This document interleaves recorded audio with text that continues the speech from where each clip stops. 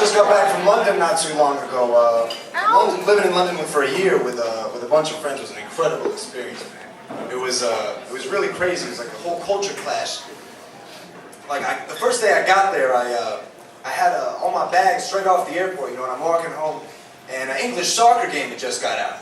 And I don't know if you guys have ever seen an English soccer match, but it's fucking crazy, man. Like, this shit is fucking crazy.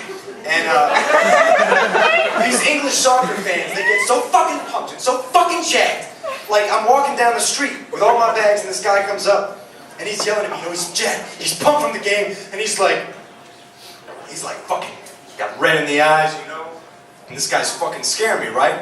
And he's like, do you want to go? And I'm like, I just got here. He goes, do you want to go? I'm like, where are we going? He goes, do you want to go? Aren't you supposed to have an accent? Do you want to go? And the guys are fucking crazy, so I book it, right? And I run back to my apartment, I find my apartment, I'm like, knocking on the door, knocking on the door, knocking on the door, knocking on the door. I was like, fuck! I see like the second story bathroom window light is on, right? I'm like, knocking on the door, knocking on the door, knocking on the door. And it's been like a quarter of a minute, so I'm fucking freaking out, because I got some guy behind me who wants to go somewhere with me. I don't know where. He wants to go somewhere with me. I'm not familiar with the area. So I'm like, fuck this. Either all my roommates left, and they don't care about conserving energy, or someone's masturbating. And I'm pretty sure someone's masturbating. So I fucking like, crouching tiger, get the fuck out of here, dragon, up the side of the wall. And I'm scaling that shit, and I get up to the ledge of the second story bathroom. And I'm about to climb in here. Ooh, thank you, dear Lord.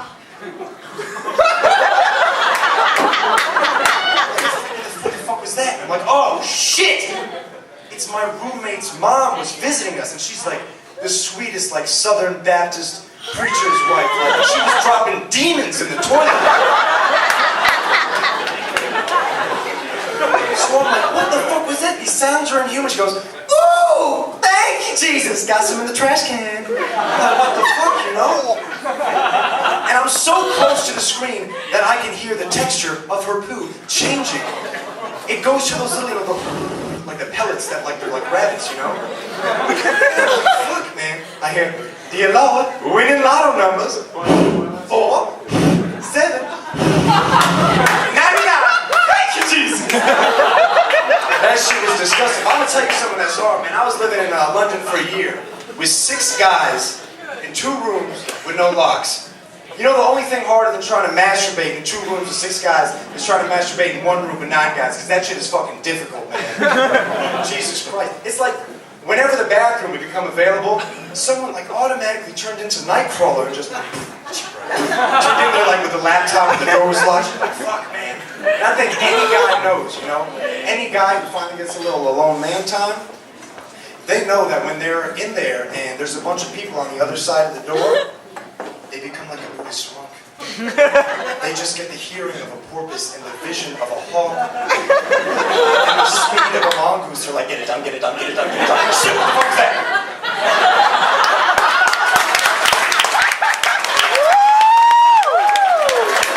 You see that shadow behind the door?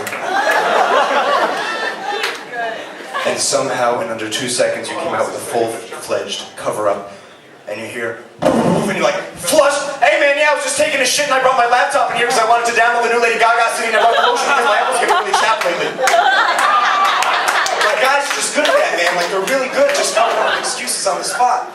Like, I don't know if, do y'all know what the mirror face is?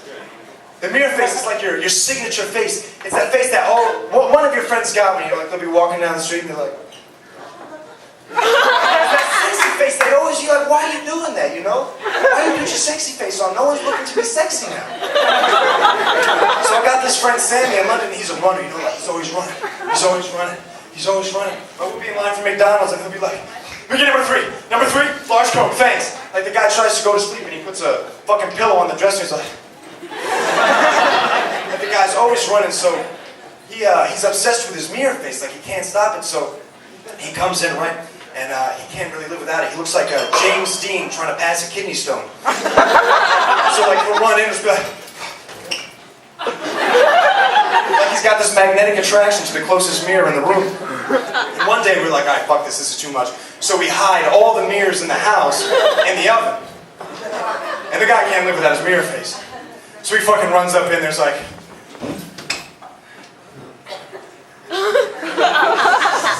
How did you do that? Fuck me. And he crashes on the floor, man. The guy's just out, and the only way to resuscitate him is by holding a full-length mirror over his head because it's smelling salts. The guy wakes up. He does a sexy mirror face, and he's revived, and everything's good, you know? The craziest mirror faces, though, is when you see him in action. Like, you get those, the ones trying to develop them on the spot, like in the revolving door. One time I caught this lady trying to develop in the revolving door. She's walking around, she's like, bad.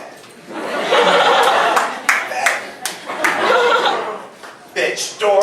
You know, and the pros at it are the ones who can do it with those automatic sliding doors. Like, they walk in and they're like, and then they walk in, you know, like the pros at the mirror face.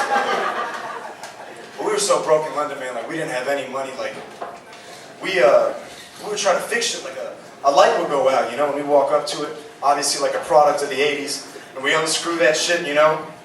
We walk up to it like it's a fucking Sonic the Hedgehog, like nice. We couldn't afford shit. We couldn't even afford a clock, man. But luckily for us, we had this neighbor who would get really pissed off and shout what time it was. So we'd be partying real late and he'd be like, "It's 3:22 a.m. Shut the fuck up! Thanks, Tom."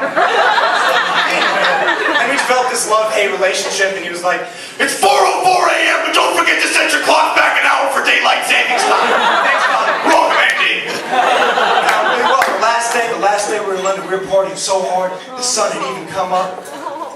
We're partying.